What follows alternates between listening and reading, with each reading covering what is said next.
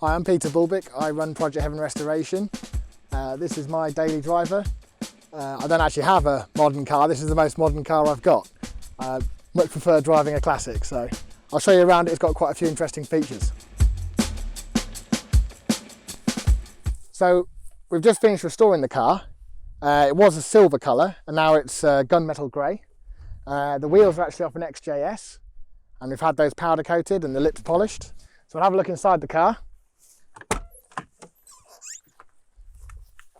So restored all the walnut interior because all the lacquer had peeled off. So we've redone all this.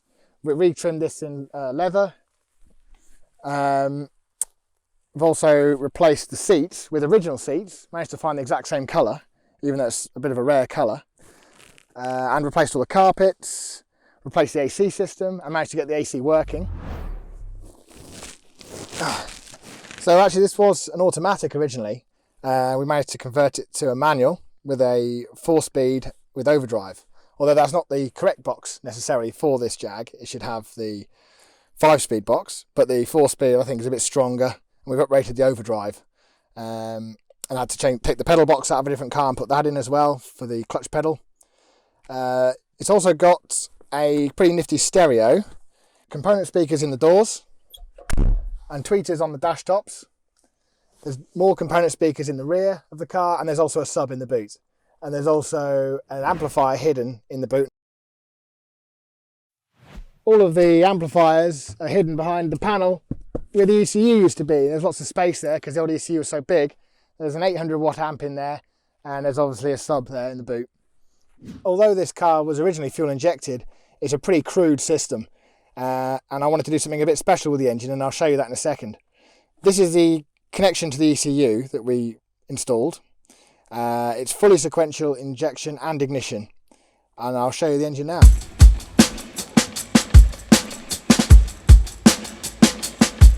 Okay, so here's the engine, a little bit different from your standard XK 4.2 litre.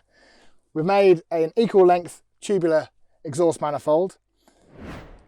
Okay, so this car's actually got coil on plug coil packs, which is unique to an XK, I think. I don't think anyone else has done it yet. So these are actually sequentially fired along with the fuel injectors as well. The other unique feature of this engine is that we've actually converted it to liquid LPG injection. So it actually gets injected through these injectors in its liquid phase, not as a gas. That has a couple of benefits. One of them, it cools the intake charge going into the engine, which increases the charge density to give you more power, more air in the engine. And the other thing is that LPG has a high octane rating, so it means we can use really high compression ratios and lots of advance. The engine's running at about 300 horsepower on LPG and about 280 on fuel, because I'm able to increase the advance more with the LPG. I wanted to put throttle bodies on the car, but I didn't want to use like DCOE looking throttle bodies or anything like that. So what I actually used was Nissan Skyline GTR throttle bodies and some custom made trumpets here for the fuel injection. So you might have noticed that the distributor has no HT leads on it. Well, because they're not needed because we've got the coil on plugs, of course. But we still need the distributor because I need a cam position signal for the ECU so that we can run fully sequential. It's got a crank position sensor along with the cam position sensor, which is effectively the distributor. The other thing that's pretty good about this, I've put a aluminium radiator from a Mustang in it. That's fitted in there quite nicely. And I've also managed to replace all of the air conditioning system and get the thing to work. Okay, so you might have noticed the engine bay is probably a bit messy. It's because it's a development car. You know, this is a one-off. This was a test to see if we could get liquid LPG injection to work on a classic engine. So I need to be able to access everything for development. There's actually 2 ECUs. One down here, which is for the liquid LPG system, and then there's another ECU inside the car that runs the petrol. It needs both in order for it to be able to work.